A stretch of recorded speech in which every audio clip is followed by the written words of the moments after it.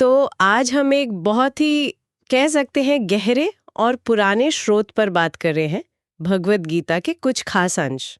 ये कहानी है कुरुक्षेत्र के युद्ध के मैदान की, जहां एक महान योद्धा अर्जुन अपने ही रिश्तेदारों के खिलाफ लड़ने की सोच से ही बहुत परेशान है, दुविधा में है। बिल्कुल। और आज इस चर्चा का हमारा मकसद क्या है? यही कि इस गहरे संवाद से जो अर्जुन और उनके सारथी, जो असल में भगवान कृष्ण हैं, उनके बीच होता है, उससे कुछ मुख्य विचार, मुख्य फलसफा समझने की कोशिश करें। तो चलिए शुरू करते हैं ये पड़ताल। बिल्कुल। और देखिए, ये सिर्फ एक युद्ध की कहानी नहीं है। ये तो जीवन पर, कर्तव्य पर, जिसे हम धर्म कहते हैं, आत्मा की प्रकृति क्या है और असलियत मतलब रियलिटी क्या है, इस पर एक बहुत गहरा चिंतन है। और सबसे दिलचस्प बात यह है कि कैसे एक इंसान का व्यक्तिगत संकट पूरी मानवता से जुड़े सवाल खड़े कर देता है। हाँ, ये तो है। तो शुरुआत होती है धृतराष्ट्र के सवाल से, है ना? जी। कि कुरुक्षेत्र में जो सेनाएं जमा हुई हैं, उन्होंने क्या किया? सही। और संजय, जिन्हें वो दिव्य दृष्टि मिली हुई है, वो बताना शुरू करते हैं कि कैसे दोनों सेनाएं तैयार खड़ी हैं, शंख बज रहे हैं, माहौल में एक तनाव है। हाँ, पूरा युद्ध का माहौल। और उसने फिर वो बड़े बड़े योद्धाओं के नाम लेते हैं, भीष्म, द्रोण, कर्ण, पांडवों की तरफ से भीम, अर्जुन, सारे महारथी मौजूद हैं। हाँ। और फिर अर्जुन, जो पांडवों के मुख्य योद्धा हैं, वो कृष्ण से कहते हैं कि मेरा रथ दोनों सेनाओं के बीच ले चलिए। मैं देखना चाहता हूं कि आखिर कौन कौन है ये लोग जो मुझसे लड़ने आए हैं, कौन है जो इस दुष्ट दुर्योधन का भला चाहते हैं। और बस यही वो टर्निंग पॉइंट आता है जब अर्जुन रथ के बीच में खड़े होकर देखते हैं, अरे सामने तो मेरे दादा हैं, मेरे गुरु हैं, मामा, भाई, बेटे, पोते, दोस्त, ससुर, सब अपने ही लोग। बाप रे! तो ये देखकर उनका दिल एकदम करुणा और दुख से भर जाता है। वो कहते हैं, नहीं, मैं नहीं लड़ सकता। हाँ, वो यही सवाल उठाते हैं कि भाई, अपने ही परिवार को मारकर राजपाट या सुख भोगने का क्या मतलब, क्या मिलेगा मुझे इससे? और फिर वो सोचने लगते हैं युद्ध के भयानक नतीजों के बारे में, कि कुल का नाश हो जाएगा, समाज में अधर्म फैल जाएगा, वर्ण संकर संतानें होंगी, पितरों का पतन होगा, पाप लगेगा मुझे। हाँ, वो बहुत व्यवहारिक और सामाजिक परिणामों की बात करते हैं। और उनकी हालत ऐसी हो जाती है कि शरीर कांपने लगता है, मुंह सूख जाता है, त्वचा में जलन होती है, रोंगटे खड़े हो जाते हैं, और उनका जो मशहूर गांडीव धनुष है, वो हाथ से छूट जाता है। बिल्कुल, इतने विचलित हो जाते हैं वो यहाँ तक कह देते हैं कि इससे अच्छा तो ये होगा कि ये धृतराष्ट्र के बेटे मुझे मार डालें, मैं निहत्था हूँ, मैं कोई विरोध नहीं करूंगा। ऐसा कहकर वो हथियार रख देते हैं और रथ के पिछले हिस्से ले जाकर बैठ जाते हैं, बिल्कुल शोक में डूबकर। ये वाकई में दिखाता है कि कैसे एक महान योद्धा भी अपने कर्तव्यों और अपनी व्यक्तिगत भावनाओं के बीच कितना ज्यादा उलझ सकता है। बहुत ही मानवीय द्वंद्व है ये। बिल्कुल। और इसी नाजुक मोड़ पर कृष्ण का उपदेश शुरू होता है। अच्छा। वो अर्जुन की इस हालत को, इस हिचकिचाहट को क्लैबियम कहते हैं।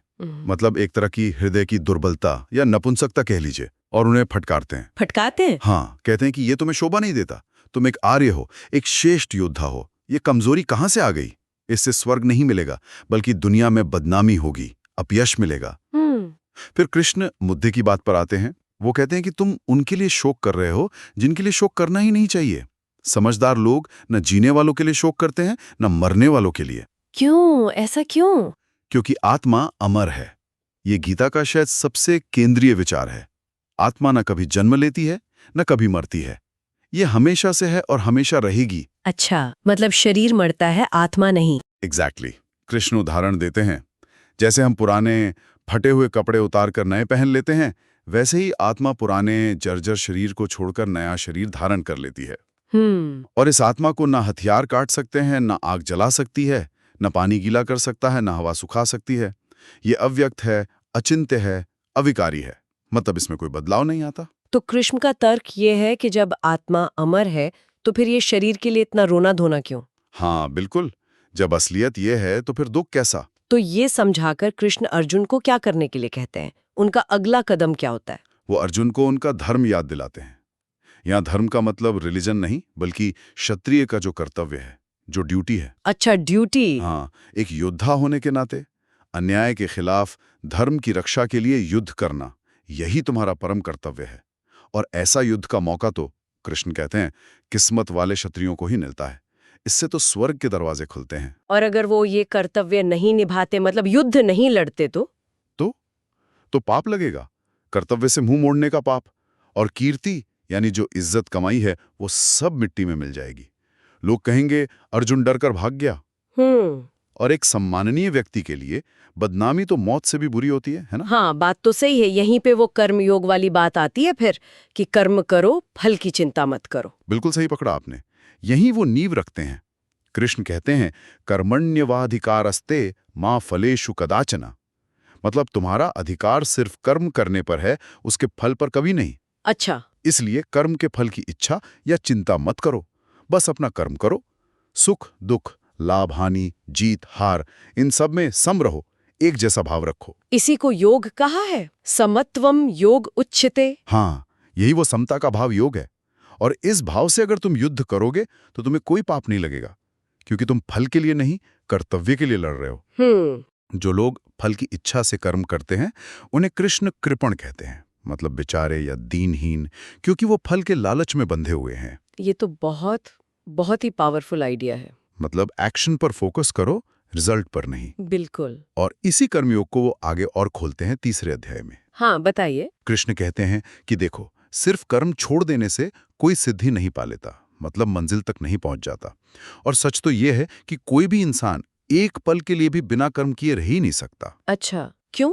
क्योंकि प्रकृति के जो गुण हैं, सत्व रज तम, वो हमें मजबूर करते हैं कर्म करने के लिए। हमारा स्वभाव ही ऐसा है कि हम कुछ ना कुछ करते ही रहते हैं। हाँ, तो फिर क्या करें? कर्म तो करना ही पड़ेगा। हाँ, मुद्दा ये नहीं कि कर्म करें या ना करें, मुद्दा ये है कि कर्म करते हुए उससे कैसे ना बंधें। कृष्ण यहाँ एक चेतावनी देते हैं। वो कहते हैं कि जो इंसान बाहर से तो अपनी इंद्रियों को, जैसे आंख कान को जबरदस्ती रोकता है, पर मन ही मन उन इंद्रियों के विषयों के बारे में सोचता रहता है, जैसे कि मन में भोग विलास का चिंतन चल रहा है, वो तो ढोंगी है, मिथ्याचारी है। अच्छा, मतलब सिर्फ बाहर से दिखाना काफी नहीं। बिल्कुल नहीं। असली कर्मयोगी वो है जो मन से अपनी इंद्रियों को नियंत्रण में रखता है और बिना किसी अटैचमेंट के, बिना किसी आसक्ति के अपनी कर्मेंद्रियों से, हाथ पैर आदि से अपना कर्तव्य कर्म करता है। वो श्रेष्ठ है। तो कर्म करना तो जरूरी है, शरीर चलाने के लिए भी जरूरी है, लेकिन कृष्ण ने वो यज्ञ के लिए कर्म करने की बात भी कही थी। उसका क्या मतलब है यहाँ? हाँ, ये यज्ञ शब्द महत्वपूर्ण है। यहाँ इसका मतलब सिर्फ वो आग जलाकर आहुति देना ही नहीं है, इसका एक व्यापक अर्थ है। क्या? यज्ञ मतलब कोई भी ऐसा कर्म जो सिर्फ अपने स्वार्थ के लिए नहीं, बल्कि एक बड़े उद्देश्य के लिए या ईश्वर को समर्पित करके एक कर्तव्य भावना से बिना किसी फल की इच्छा के किया जाए। जैसे समाज सेवा, ज्ञान बांटना या अपना नियत कर्म ही सही भाव से करना। अच्छा, तो ये निस्वार्थ कर्म है। हाँ, कृष्ण कहते हैं कि यज्ञ के लिए किए गए कर्म बंधन पैदा नहीं करते, बाकी सारे कर्म हमें बांधते हैं। वो एक सृष्टि चक्र का भी जिक्र करते हैं। कैसा चक्र? कि अन्न से प्राणी बनते हैं, बारिश से अन्न पैदा होता है। यज्ञ निस्वार्थ कर्म से देवता प्रसन्न होकर बारिश करते हैं और यज्ञ कर्मों से उत्पन्न होता है। ये एक पूरा साइकिल है। जो इंसान इस चक्कर को समझता है और इसमें अपना योगदान देता है, वो सही मायने में जीता है। लेकिन जो सिर्फ अपनी इंद्रियों के सुख में लगा रहता है, इस चक्कर की परवाह नहीं करता, उसका जीवन व्यर्थ है, वो पापमय जीवन जीता है। इसमें वो लोक संग्रह वाली बात भी थी शायद, मतलब समाज के लिए एक उदाहरण बनना। हाँ, बिल्कुल, बहुत जरूरी पॉइंट है ये।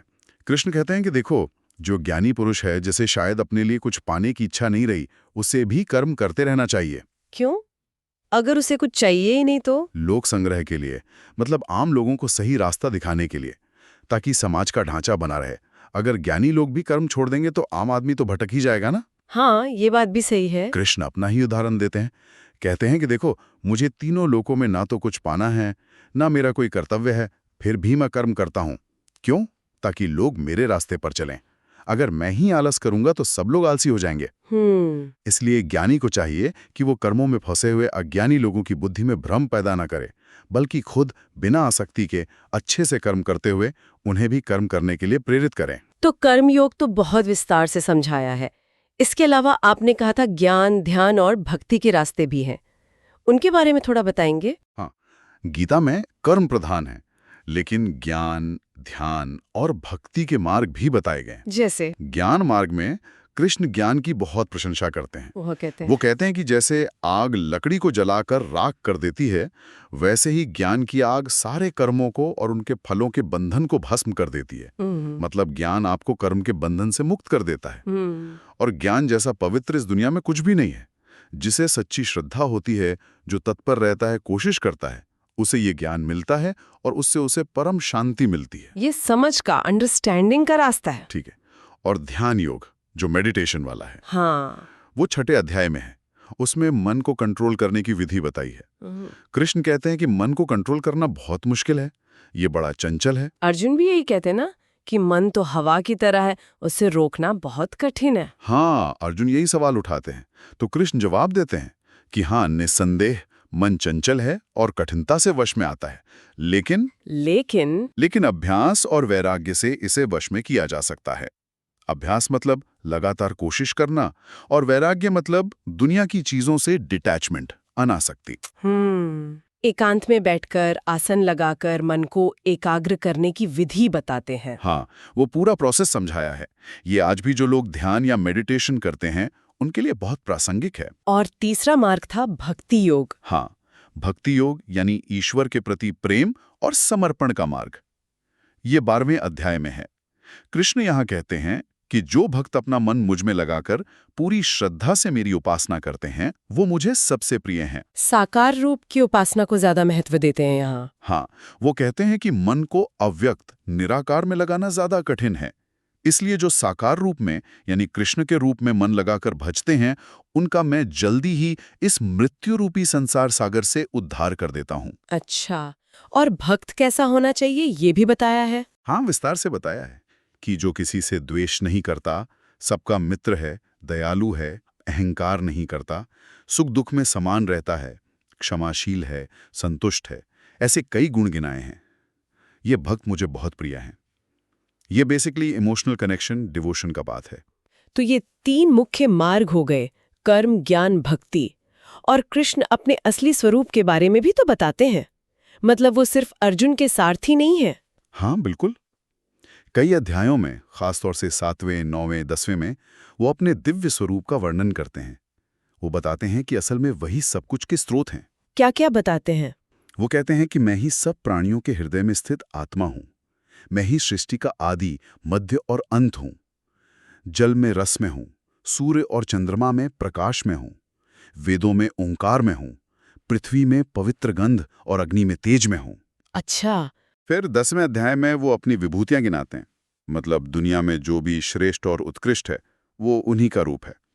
जैसे आदित्यों में विष्णु, ज्योतियों में सूर्य, वेदों में सामवेद, रुद्रों में शंकर, पर्वतों में मेरु। बहुत लंबी लिस्ट है। और ये सब बताने के बाद वो कहते हैं कि अरे अर्जुन, ये तो मैंने तुम्हें संक्षेप में अपनी विभूतियों का विस्तार बताया है। सच तो ये है कि मैं अपने केवल एक अंश मात्र से इस संपूर्ण ब्रह्मांड को धारण करके स्थित हूं।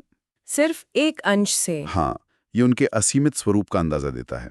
और फिर वो 11वां अध्याय आता है, विश्वरूप दर्शन, जहां अर्जुन कृष्ण का वो विराट रूप देखने की इच्छा करते हैं। हाँ, वो बहुत ही नाटकीय और विस्मयकारी अध्याय है।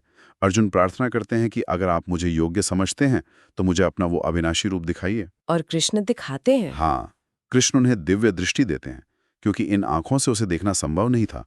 और फिर अर्जुन जो देखते हैं, वो वर्णन अद्भुत है। क्या देखते हैं? वो देखते हैं कृष्ण का वो रूप जिसके अनेक मुंह हैं, अनेक आंखें हैं, अनेक अद्भुत दृश्य हैं, अनेक दिव्य आभूषण और हथियार हैं। उस एक शरीर में उन्हें चर अचर सहित पूरा ब्रह्मांड दिखाई देता है। सारे देवता, ऋषि मुनि डरे हुए उनकी स्तुति कर रहे हैं। और सबसे भयानक बात क्या?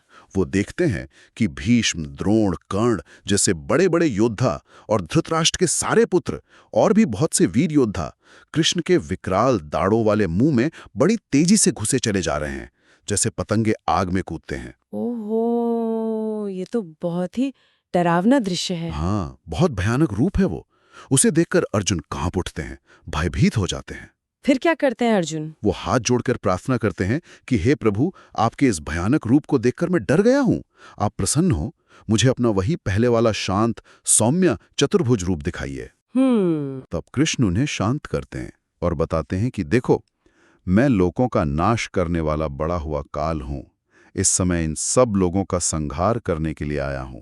ये सब योद्धा मेरे द्वारा पहले ही मारे जा चुके हैं। तुम तो बस निमित्त मात्र बनो।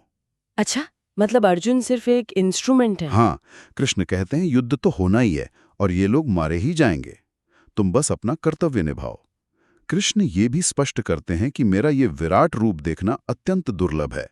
न वेदों से, न तप से, न दान से, न यज्ञ से इसे देखा जा सकता है। तो फिर कैसे? केवल अनन्य भक्ति द्वारा। जो सिर्फ मेरी ही भक्ति करता है वही मुझे इस रूप में जान सकता है, देख सकता है और मुझ में प्रवेश कर सकता है। यहाँ फिर भक्ति की महिमा बताई है। समझ गई। और फिर बिल्कुल आखिरी में 18वें अध्याय में कृष्ण सारे उपदेश का सार बताते हैं ना?